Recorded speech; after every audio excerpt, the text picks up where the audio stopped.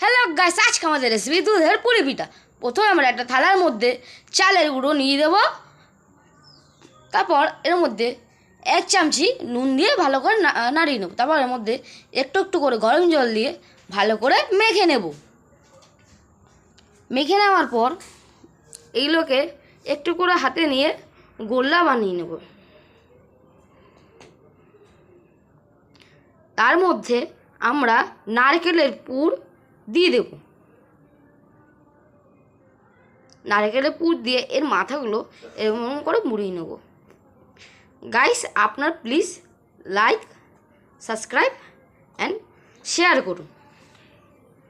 মুড়িয়ে নেওয়ার পর এগুলোকে থালার মধ্যে সাজিয়ে নেব। সাজিয়ে নেওয়ার পর এর মধ্যে 1.5 কেজি দুধ দিয়ে নেব। 1.5 কেজি দুধ দেওয়ার পর এর মধ্যে 500 গ্রাম চিনি দিয়ে দেবো। আপনারা যদি মিষ্টি কম খেতে